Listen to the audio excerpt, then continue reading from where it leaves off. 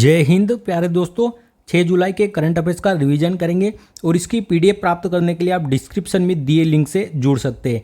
पहला प्रश्न है, हाल ही में ब्रिटेन के प्रधानमंत्री पद पर किसका निर्वाचन हुआ है? तो कियर स्टाइमर यहाँ के ब्रिटेन के प्रधानमंत्री बने नए। ब्रिटेन में अभी संसदीय चुनाव हुए थे जिसमें यहाँ की दो प्रमुख पार्टियों ने भाग लिया था, लेबर पार्टी और कंजर्वेटिव पार्टी।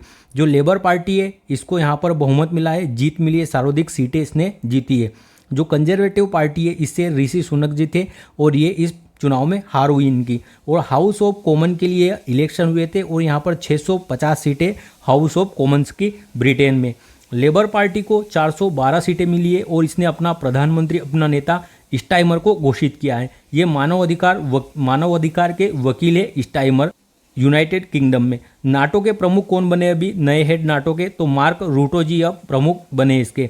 नाटो की स्थापना कब होती है? तो 1949 में इसकी स्थापना होती है। ब्रुसेल्स बेल्जियम में इसका मुख्यालय है और इसका नवीनतम 32वां सदस्य देश स्वीडन बना है। आयरलैंड के प्रधानमंत्री अभी साइमन हैरिस बने। नीदरलैंड के प्रधानमंत्री डिक शूप बने। लंदन टॉप प्रश्न है, इसरो ने एक्सप्रे पोलीमीटर सैटेलाइट एक्सपोसेट को किसके द्वारा लॉन्च किया था? PSLV C58 के द्वारा। और PSLV C57 के द्वारा आदित्य L1 को लॉन्च किया गया था। बी स्टेक के महासचिव पद पर नियुक्त होने वाले फर्स्ट भारतीय कौन है भी? तो इंद्रमणि पांडे जी नियुक्त हुए थे। बी स्टेक में कुल 7 सदस्य हैं। Bangladesh, India, Myanmar, Sri Lanka, Thailand, Nepal और भूटान, ये 7 देश इसमें शामिल है। घुड़सवारी में अर्जुन पुरस्कार प्राप्त करने वाली पहली भारतीय महिला कौन है? यह दिव्य कृति सिंह जी है। अगर अर्जुन पुरस्कार की बात करें तो इसकी स्थापना कब होती है? 1961 से यह दिया जा रहा है और 15 लाख रुपए इसकी इनामी राशि है अर्जुन पुरस्कार की। प्रधानमंत्री मोदी ने देश की सबसे लंबी समुद्री पुल अटल सेतु का उद्घाटन कहाँ पर किया है? महाराष्ट्र में किया है, जो मुंबई को नई मुंबई से जोड़ेगी और 21.8 किलोमीटर इसकी कुल लंबाई है। गुट निरपेक्ष आंदोलन के 19वें सम्मेलन की अध्यक्षता किसने की है? तो कंपाला ने की थी। कंपाला में इसका आयोजन हुआ था जो युगांडा की राजधानी है और इसका फर्स्ट सम्मेलन 1961 में बेलग्रेड सर्बिया में हुआ था। नेक्स्ट है, हाल ही में संघाई सहयोग संगठन का 10वां सदस्य किसे बनाया गया है? बेलारूस को बनाया गया है। SCO अगर इसकी बात करें 1996 में इसकी स्थापना होती है, जब इसे संघाई 5 के नाम से जानते थे। 2001 में इसमें एक और सदस्य शामिल हुआ, 6 सदस्य शामिल हो गए, तब से इसका नाम संघाई सहयोग संगठन हुआ है। 2017 में फिर इसमें भारत और पाकिस्तान दोनों शामिल होते हैं और सदस्यों की संख्या 8 हो जाती है। 2023 में भारत ने इसका अध्यक्षता की थी, भारत इसका होस्ट था और भारत में 9वें सदस्य के रूप में इसमें ईरान को शामिल किया गया था। और 2024 में इसकी बैठक कहाँ पर? अस्ताना में हो रही है, कजाकिस्तान में, और 24वें क्रम की यह बैठक थी और भारत से S जयशंकर साहब ने भाग लिया है इसमें। जो 10वां सदस्य है, 10वां इसका नवीनतम सदस्य देश है, वो कौन बना है? बेलारूस बना है। अभी 10वां नवीनतम सदस्य इसका बेलारूस बन गया है। कहाँ पर? अस्ताना में इसकी बैठक हो रही थी, कजाकिस्तान में, यहाँ पर। और बेलारूस के प्रधान राष्ट्रपति है अलेक्जेंडर लुकाशेंको, इनके द्वारा इसमें भाग लिया गया था। बेलारूस की राजधानी है मिन्स्क। SCO संघाई सहयोग संगठन के मुख्यालय की बात करें तो बीजिंग चीन में इसका मुख्यालय है और उसके ऑब्जर्वर पर्यवेक्षक 2 देश है, अफगानिस्तान और मंगोलिया SCO के 2 पर्यवेक्षक देश है। तुर्कमेनिस्तान इसमें शामिल नहीं है। जो मध्य एशियाई देश है, कजाकिस्तान, किर्गिस्तान, ये सभी देश शामिल है, केवल तुर्कमेनिस्तान इसमें SCO में शामिल नहीं है। आसियान की बात करें तो इसका नवीनतम 11वां सदस्य अभी तिमोर लिस्ते बना है। G20 का 21वां सदस्य कौन बना है? तो भारत में यह आयोजित हुई थी 2023 में G20 की समिट। यहाँ पर अफ्रीकन यूनियन को शामिल किया गया था और अफ्रीकन यूनियन का मुख्यालय कहाँ? अदिस अबाबा, इथोपिया की राजधानी में। इंटरनेशनल मॉनेटरी फंड का 190वां नवीनतम सदस्य कौन बना था? अंडोरा बना था। और IMF का मुख्यालय कहाँ पर है? वाशिंगटन DC में, और यहीं पर वर्ल्ड बैंक का मुख्यालय भी है। IMF और वर्ल्ड बैंक को जुड़वा बहनें भी कहा जाता है। ब्रिक्स की बात करें तो इसमें 5 नवीनतम सदस्य बने अभी, ईरान, सऊदी अरब, UAE, मिस्र और इथोपिया, ये 5 नए सदस्य बने हैं ब्रिक्स के। और इसमें शामिल होने से किसने मना कर दिया था? अर्जेंटीना ने मना कर दिया था ब्रिक्स में शामिल होने से। SCO की सांस्कृतिक राजधानी किसे घोषित किया गया है? बनारस को किया गया है। लल्लन टॉप प्रश्न है, डॉक्टर भीमराव अंबेडकर की प्रतिमा, सामाजिक न्याय की प्रतिमा का अनावरण कहाँ पर किया गया है? विजयवाड़ा, आंध्र प्रदेश में किया गया है और भीमराव अंबेडकर की यह सबसे ऊंची प्रतिमा है दुनिया की। लचित बोरफुकन की प्रतिमा का अनावरण कहाँ पर? असम में किया गया है। राम मंदिर के वास्तुकार कौन है? श्री चंद्रकांत जी सोमपुरा राम मंदिर के वास्तुकार है। और मूर्ति के वास्तुकार कौन थे? तो अरुण योगीराज जी मूर्ति के वास्तुकार थे रामलला की। सुभाष चंद्र बोस आपदा प्रबंधन पुरस्कार संस्थागत श्रेणी में किसे दिया गया है? तो 16 पैराशूट हॉस्पिटल को दिया गया है, यूपी के। और 23 जनवरी को सुभाष चंद्र बोस के जन्म दिवस पर ही हम पराक्रम दिवस के रूप में मनाते। अगर सुभाष चंद्र बोस की बात करें, इन्हें नेताजी की उपाधि किसने दी थी, तो हिटलर के द्वारा इन्हें नेताजी की उपाधि दी गई थी। और इन्होंने कौन से अधिवेशन की अध्यक्षता की थी कांग्रेस के, तो 1938 का जो अधिवेशन था, हरिपुरा अधिवेशन, इसकी अध्यक्षता की थी सुभाष चंद्र बोस ने। और 1939 का जो अधिवेशन हुआ था, त्रिपुरी अधिवेशन, तो त्रिपुरी संकट उत्पन्न हुआ था, इन्होंने गांधी जी की तरफ से खड़े हुए पटाभी सीतारामैया को हराया था। तो गांधी जी के फोर्स के बाद इन्हें इस्तीफा दे दिया इन्होंने कांग्रेस से, और इन्होंने 1939 में फिर फॉरवर्ड ब्लॉक की स्थापना कर ली। और जो त्रिपुरा में 1939 में अधिवेशन हुआ था, फिर इसकी अध्यक्षता डॉक्टर राजेंद्र प्रसाद के द्वारा की गई थी। सुभाष चंद्र बोस ही वह व्यक्ति है जिन्होंने महात्मा गांधी को राष्ट्रपिता कहकर संबोधित किया था। दिल्ली चलो और तुम मुझे खून दो, मैं तुम्हें आज़ादी दूंगा, यह नारा भी सुभाष चंद्र बोस का है। 75वें गणतंत्र दिवस पर हमारे मुख्य अतिथि कौन थे इस बार, तो इमैनुअल मैक्रोन थे, जो कि फ्रांस के राष्ट्रपति है। और फ्रांस पहला यूरोपीय देश है जिसने यूपीआई को अपनाया है। और इसने अभी हाल ही में जो गर्भपात है उसे संवैधानिक अधिकार भी बनाया है। युगल ग्रैंड स्लैम जीतने वाले सबसे उम्रदराज खिलाड़ी कौन बने, तो ग्रैंड स्लैम जीतने वाले सबसे उम्रदराज खिलाड़ी रोहन बोपन्ना बने, और इन्होंने ऑस्ट्रेलियन ओपन जीता है। और इनके एक और साथी कौन है, मैथ्यू एबडन है, जो कि ऑस्ट्रेलिया के। नेक्स्ट प्रश्न है, हाल ही में रूस ने कब तक नए ऑर्बिटल स्टेशन निर्माण करने की घोषणा की है, तो वर्ष 2030 तक रूस अपना नया ऑर्बिटल स्टेशन बना लेगा अंतरिक्ष में। रूस की स्पेस एजेंसी ने घोषणा की है, जिसका नाम रोसकोस्मोस है। इसने घोषणा की है कि 2030 तक ये अपना नया ऑर्बिटल स्टेशन स्थापित कर लेगा स्पेस में। अभी किस किस के द्वारा स्थापित है, जो ISS के नाम से जानते हैं इसे, इंटरनेशनल स्पेस स्टेशन, तो यह 1998 में स्थापित किया गया था USA और रूस के द्वारा। और रूस ने घोषणा की है कि 2028 तक रूस इससे एग्जिट कर लेगा इंटरनेशनल स्पेस स्टेशन से, और 2030 तक अपना नया स्टेशन कार्य करना प्रारंभ कर देगा, रूस का नया ऑर्बिट स्टेशन।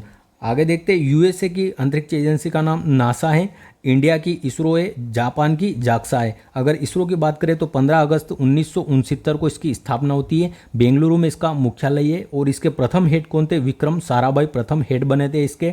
एस सोमनाथ जी वर्तमान में इसके अध्यक्ष हेड है। और इनकी अभी पुस्तक कौन सी आई थी, तो शेर जिसने चांदनी पी ली, इनकी ऑटोबायोग्राफी आई थी। श्रीहरिकोटा आंध्र प्रदेश में लॉन्चिंग स्टेशन है इसरो का, जिसको सतीश धवन प्रक्षेपण केंद्र के नाम से जाना जाता है। और एक और कुलशेखरपट्टनम तमिलनाडु में भी एक स्टेशन की स्थापना की जा रही, जहाँ से जो छोटे सैटेलाइट है, रॉकेट है, उन्हें भेजा जाएगा। स्पेस में जाने वाले फर्स्ट व्यक्ति कौन थे विश्व के, तो स्पेस में जाने वाले यूरी गागरिन थे, जो कि रूस के थे। और ये कब गए थे, 12 अप्रैल 1961 को गए थे। रूस के व्यक्ति थे यूरी गागरिन। और स्पेस में जाने वाली फर्स्ट महिला कौन थी, तो यह वेलेंटिना थी, और यह भी रूस की थी, अंतरिक्ष में जाने वाली फर्स्ट महिला। सुनीता विलियम्स अभी हाल ही में यह अंतरिक्ष में गई है तीसरी बार। ये किस कंपनी के रॉकेट से गई है, तो बोइंग कंपनी के जो स्टार लाइनर रॉकेट है, इससे अंतरिक्ष में जाने वाली तीसरी बार महिला बनी है। साउथ कोरिया की स्पेस एजेंसी अभी हाल ही में लॉन्च हुई, उसका नाम क्या है, तो कासा उसका नाम है। ललन टॉप प्रश्न है, झारखंड के अभी नए सीएम कौन बने, पुनः हेमंत सोरेन जी बन गए। 2024 के पेरिस ओलंपिक में किस भारतीय को मशाल वाहक के रूप में चुना गया है, तो अभिनव बिंद्रा जी को चुना गया है। और इन्होंने बीजिंग ओलंपिक 2008 शूटिंग में भारत को गोल्ड दिलाया था। भारत को यह ओलंपिक में पहला व्यक्तिगत गोल्ड था। नौसेना में शामिल पहला सर्वेक्षण पोत कौन सा है, INS संध्याक। UCC यूनिफॉर्म सिविल कोड विधेयक पारित करने वाला फर्स्ट राज्य कौन सा है, उत्तराखंड है। समान नागरिक संहिता विधेयक किसने पारित किया है, उत्तराखंड ने पारित किया है अभी। और आर्टिकल 44 में इसका वर्णन है नीति निर्देशक तत्व में। और किस राज्य में लागू है ये, पुर्तगालियों के समय से, तो गोवा में लागू है। CAR-T जिस कायरेमिक एंटीजन रिसेप्टर कहा जाता है, CAR-T सेल थेरेपी का संबंध किससे, तो कैंसर के उपचार से, रक्त कैंसर के उपचार से इसका संबंध है। नेक्स्ट प्रश्न है, हाल ही में पार्वती कालीसिंध चंबल नदी जोड़ो परियोजना के लिए किसके समझौता ज्ञापन हुआ है, किसके मध्य, तो मध्य प्रदेश और राजस्थान के मध्य समझौता ज्ञापन हुआ है। पार्वती कालीसिंध चंबल नदी जोड़ो परियोजना के लिए समझौता ज्ञापन अभी साइन हुआ है। जो मोहन जी यादव है मध्य प्रदेश के CM, और भजनलाल जी शर्मा जो राजस्थान के CM है, इन दोनों ने इस पर हस्ताक्षर किए। इससे राजस्थान और मध्य प्रदेश को पेयजल और सिंचाई की सुविधा प्राप्त होगी। जो राजस्थान का हड़ौती वाला क्षेत्र है, इस क्षेत्र को इसमें शामिल किया गया है। इससे यह क्षेत्र लाभान्वित होगा। और मध्य प्रदेश का जो चंबल क्षेत्र है, मुरैना, ग्वालियर, श्योपुर वाला, ये जिले इससे लाभान्वित होंगे। लगभग 13 जिलों को इससे लाभ मिलेगा। भारत में नदी जोड़ो परियोजना को किसने बढ़ावा दिया था, अटल बिहारी वाजपेयी के द्वारा दिया था, और इन्होंने इसे अमृत क्रांति नाम दिया था। चंबल नदी की बात करते, अगर चंबल नदी की बात करें हम, तो यह यमुना की सबसे बड़ी सहायक नदी है चंबल नदी, और यह गंगा नदी तंत्र का भाग है क्योंकि यमुना नदी गंगा का भाग है। अगर गंगा को उत्तर की ओर से आने वाली नदियों की बात करें तो इसमें रामगंगा, गोमती, घाघरा, गंडक, कोसी और महानंदा या मंदाकिनी नदी इसमें आकर मिलती है। और यमुना नदी में जो चंबल नदी ये कहाँ पर मिलती है, तो जो उत्तर प्रदेश का ईटानगर है यहाँ पर मिलती है यमुना नदी में चंबल नदी। आगे हम देखते हैं यहाँ सोन नदी है। सोन नदी भी मध्य प्रदेश से निकलती है अमरकंटक से, और ये सीधी पटना बिहार में किससे मिल जाती है, गंगा नदी से मिल जाती है। जो मगध था यह सोन नदी और गंगा नदी के मध्य स्थित था। जो मगध साम्राज्य था वह अमरकंटक से सोन नदी का उद्गम भी होता है, और एक और नदी का उद्गम होता है प्रमुख नर्मदा नदी का उद्गम भी अमरकंटक से होता है, जो कि मध्य प्रदेश के अनूपपुर जिले में।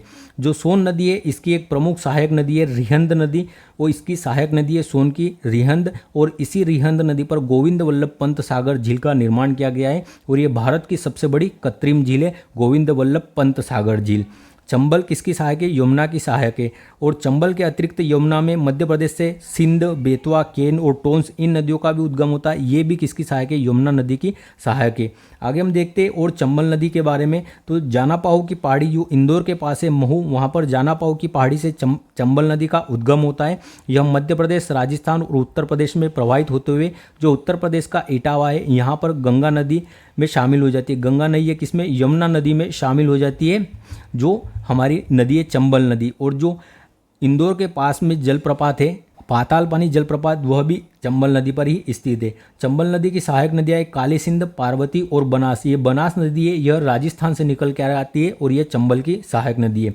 बेतवा केन लिंक परियोजना किसके मध्य ये हस्ताक्षर हुआ था, तो मध्य प्रदेश और उत्तर प्रदेश के मध्य समझौता हुआ था बेतवा केन लिंक परियोजना के लिए। और इसमें कौन से नेशनल पार्क बीच में आ रहा था, किसका क्षेत्र डूब रहा था, तो पन्ना नेशनल पार्क इसके मध्य आ रहा था बेतवा केन लिंक परियोजना के। चंबल नदी पर प्रमुख बांध भी बने हुए हैं, 3 बांध है, जो कि एक मध्य प्रदेश में मंदसौर जिले में आता है और 2 बांध कहाँ पर, राजस्थान में आते हैं। चंबल नदी पर राणा प्रताप सागर, गांधी सागर और जवाहर सागर। जो राणा प्रताप सागर और जवाहर सागर है ये राजस्थान में स्थित है, और जो गांधी सागर है ये मध्य प्रदेश के मंदसौर में स्थित है। लल्लन टॉप प्रश्न देखते हैं, किस देश ने नौसेना के पूर्व 8 सैनिकों को मौत की सजा सुनाने के बाद रिहा कर दिया है, तो यह कतर सरकार ने भारत के पूर्व 8 सैनिकों को मौत की सजा सुनाई थी, उसके बाद रिहा कर दिया है। 58वां ज्ञानपीठ पुरस्कार इस बार किसे, जगत गुरु रामभद्राचार्य और गुलजार साहब को मिला है। 23 भाषा में यह दिया जाता है और 11 लाख रुपए इसकी इनामी राशि है। सुप्रीम कोर्ट ने चंडीगढ़ मेयर पद पर किसे नियुक्त किया था, तो कुलदीप सिंह को विजेता घोषित किया था चंडीगढ़ के मेयर पद पर, जो यहाँ पर आम आदमी पार्टी से संबंधित है। यूनेक्टस अकाइमा जो दुनिया का सबसे बड़ा सांप खोजा गया, कहाँ पर मिला है यह, तो अमेजोन के वर्षावन पर, और इसका नाम क्या है, यूनेक्टस अकाइमा। सुदर्शन सेतु देश का सबसे लंबा केबल ब्रिज है, इसका उद्घाटन कहाँ पर हुआ है, तो गुजरात में इसे उद्घाटन हुआ है, नरेंद्र मोदी द्वारा किया गया, और साबरमती नदी पर स्थित है। नेक्स्ट प्रश्न है, हाल ही में प्रेस सूचना ब्यूरो PIB का महानिदेशक किसे नियुक्त किया गया है, तो धीरेन्द्र ओझा जी को नियुक्त किया गया है। PIB अर्थात प्रेस इंफॉर्मेशन ब्यूरो 1999 में से एक सेल के रूप में रसब्रुक के द्वारा स्थापित किया गया था। 1920 में इसका नाम केंद्रीय सूचना ब्यूरो हो जाता है, और 1946 में इसका नाम वर्तमान में जो है प्रेस इंफॉर्मेशन ब्यूरो नाम कर दिया जाता है। वर्तमान में इसके महानिदेशक कौन बनाए गए हैं, धीरेन्द्र ओझा जी बनाए गए हैं। CBDT अर्थात सेंट्रल बोर्ड डायरेक्ट टैक्स, इसके हेड कौन बने, अभी हाल ही में रवि अग्रवाल जी बने। डॉक्टर BN गंगाधर ये राष्ट्रीय चिकित्सा आयोग के हेड बने वर्तमान में। NSA नेशनल सिक्योरिटी एडवाइजर कौन है, अभी अजीत डोभाल जी को पुनः बनाया गया है। नेवी के प्रमुख हमारे दिनेश त्रिपाठी जी हैं, और आर्मी के प्रमुख उपेंद्र त्रिवेदी जी है, जो अभी हाल ही में दोनों नियुक्त हुए हैं। लल्लन टॉप प्रश्न है, प्रधानमंत्री मोदी ने किस राज्य के पहले रेलवे स्टेशन की आधारशिला रखी है, सिक्किम के पहले स्टेशन की आधारशिला रखी गई थी, और रंगपो में। भारत की जन औषधि पहल में शामिल होने वाला पहला देश कौन सा है, मॉरिशस है। मॉरिशस की राजधानी पोर्ट लुइस है, और यहीं पर विश्व हिंदी सचिवालय कहाँ पर, पोर्ट लुइस में स्थित है। पहला UEFA महिला नेशंस का खिताब किसने जीता है, तो स्पेन के द्वारा जीता गया है, और स्पेन के द्वारा ही वुमेन फीफा जो वर्ल्ड कप हुआ था इसका विजेता भी स्पेन रहा था, वुमेन फीफा वर्ल्ड कप का। मेलोनाक्सिस द्रौपदी का संबंध किससे, तो इसका संबंध समुद्री स्लग से, एक समुद्री स्लग की प्रजाति खोजी गई थी, उसका नाम राष्ट्रपति हमारी जो द्रौपदी मुर्मू जी है उनके नाम पर रखा गया था, मेलानोक्लामिस द्रौपदी। गर्भपात को संवैधानिक अधिकार किस देश ने बनाया, फ्रांस ने बनाया है। नेक्स्ट प्रश्न है, हाल ही में किस देश ने garden reach ship builders and engineers को 800 टन महासागर गामी टग बनाने का ऑर्डर दिया है? तो बांग्लादेश ने दिया है। बांग्लादेश की जो नौसेना है उसके और भारत की जो गार्डन रीच शिपयार्ड बिल्डर्स है जो कोलकाता में स्थित है, गार्डन रीच शिप बिल्डर्स, इसके मध्य एमओयू हुआ है, एक समझौता ज्ञापन हुआ है और इस समझौते के तहत 800 टन महासागर गामी टग बनाने का ऑर्डर दिया गया है गार्डन शिप बिल्डर्स को। तो अर्थात भारत को बांग्लादेश के द्वारा यह ऑर्डर दिया गया है। समुद्र में फंसे हुए जहाज को धक्का देकर खींचने के लिए काम आता है। जो टग होता है इसका क्या अर्थ होता है? तो जो समुद्र में जब कोई बड़ा जंगी जहाज फंस जाता है तो उसको धक्का देकर बाहर निकालने के लिए इसका प्रयोग किया जाता है। तो 800 टन वजनी जो जहाज है उसको निकालने के लिए गामी टग बनाने का एक समझौता ज्ञापन हुआ है बांग्लादेश और भारत के मध्य, और भारत की जो गार्डन रीच शिपयार्ड बिल्डर्स है इसके द्वारा। बांग्लादेश की राजधानी ढाका है, टका इसकी मुद्रा है और बीमस्टेक का मुख्यालय कहाँ पर स्थित है? ढाका में स्थित है। 100वां जो संविधान संशोधन हुआ था वो 3 बीघा कॉरिडोर के लिए हुआ था, अर्थात भारत की कुछ जगह को बांग्लादेश को दिया गया था। संप्रीति और बोंगो सागर युद्धाभ्यास भी भारत बांग्लादेश के मध्य होते हैं। लल्लन टॉप प्रश्न है, भारत की first under water metro rail सेवा कहाँ पर प्रारंभ हुई है? कोलकाता में प्रारंभ हुई है, हुगली नदी के नीचे। अंतर्राष्ट्रीय महिला दिवस 2024 पर राज्यसभा में किसे मनोनीत किया गया है? सुधा मूर्ति जी को, और इनकी प्रसिद्ध पुस्तक है डॉलर बहू। लचित बोरफुकन की स्टैच्यू ऑफ वेलोर का अनावरण कहाँ पर हुआ है? असम में हुआ है, असम के जोरहाट में। CAA सिटीजन अमेंडमेंट एक्ट 2019 किस देश के नागरिकों पर लागू होता है? तो यह बांग्लादेश, अफगानिस्तान और पाकिस्तान के जो अल्पसंख्यक है अर्थात मुस्लिमों को छोड़कर जो भी यहाँ हिंदू, बौद्ध, जैन, सिख के उनको नागरिकता देने से संबंधित था। और जो सिटीजन अमेंडमेंट एक्ट है, नागरिकता संशोधन विधेयक, ये मूल एक्ट कब का है? तो 1955 का ये मूल एक्ट था, इसमें संशोधन हुआ था। सात्विक और चिराग की जोड़ी ने युगल में 2024 में पहला खिताब कौन सा जीता है? तो पहली बात तो ये किससे संबंधित है? बैडमिंटन खेल से संबंधित है सात्विक और चिराग की जोड़ी, और इन्होंने 2024 का युगल में पहला खिताब फ्रेंच ओपन जीता था और दूसरा खिताब थाईलैंड ओपन जीता था। और 2023 का जो मेजर ध्यानचंद खेल रत्न अवार्ड है, भारत का सर्वश्रेष्ठ खेल का अवार्ड इन्हें ही दिया गया था। इसकी राशि कितनी है? 25 लाख रुपए इसकी इनामी राशि है मेजर ध्यानचंद अवार्ड की, और पहले इसका नाम राजीव गांधी खेल रत्न अवार्ड था। नेक्स्ट प्रश्न है, हाल ही में केंद्र सरकार ने स्मार्ट सिटी मिशन को कब तक समाप्त करने का लक्ष्य रखा है? तो इसे 2024 का लक्ष्य था, तो इसे विस्तार करके इसे बढ़ाकर मार्च 2025 तक कर दिया है। स्मार्ट सिटी मिशन इसका विस्तार कर दिया है 31 मार्च 2025 तक।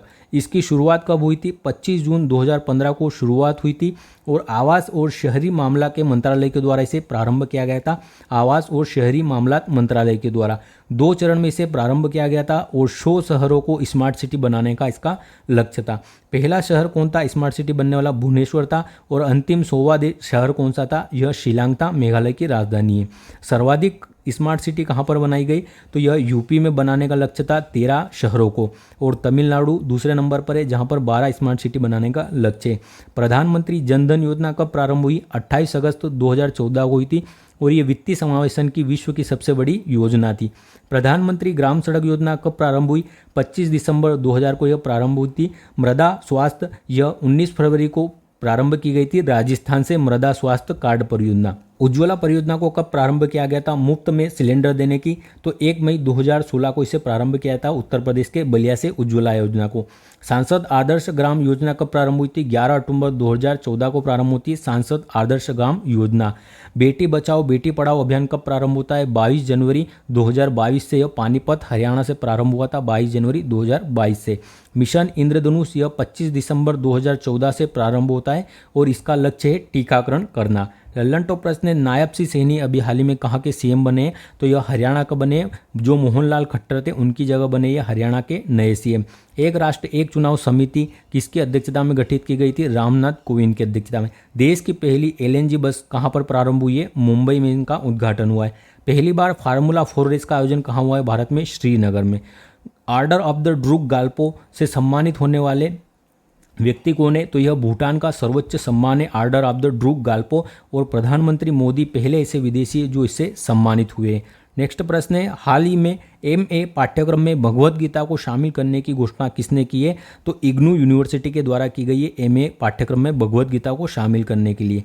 इग्नू, जिसे Indira Gandhi national open university कहा जाता है, अब मास्टर्स भगवत गीता में भी किया जा सकता है और 2024-25 का जो ईयर है इससे इसको फर्स्ट बार लागू किया जाएगा। आप MA कर सकते हो भगवत गीता में। और किस प्रकार से? तो ओपन एंड डिस्टेंस लर्निंग है इसमें, अर्थात आप जो कॉलेज है उसमें कॉलेज अर्थात साथ में बैठकर पढ़ना, इसमें ओपन एंड डिस्टेंस लर्निंग होगी, अर्थात आप अपने घर से ऑनलाइन पढ़ोगे। तो जो अगर मास्टर्स करना चाहते हैं आप, तो भगवत गीता में यह 2024-25 से प्रारंभ हो चुका है। UGC पर अभी हाल ही में कौन सा शेरने पोर्टल लॉन्च किया गया था? लल्लन टॉप प्रश्न है, पेरिस ओलंपिक में भारतीय दल के ध्वजवाहक कौन रहेंगे? शरद कमल जी रहेंगे, ये टेबल टेनिस के खिलाड़ी है। जो मनिका बत्रा है यह भी किसके खिलाड़ी है? टेबल टेनिस की खिलाड़ी है। पहला परमाणु ऊर्जा शिखर सम्मेलन कहाँ पर आयोजित हुआ है? ब्रुसेल्स, बेल्जियम में। दुनिया का पहला ओम आकार का मंदिर कहाँ पर बना है? राजस्थान के पाली में।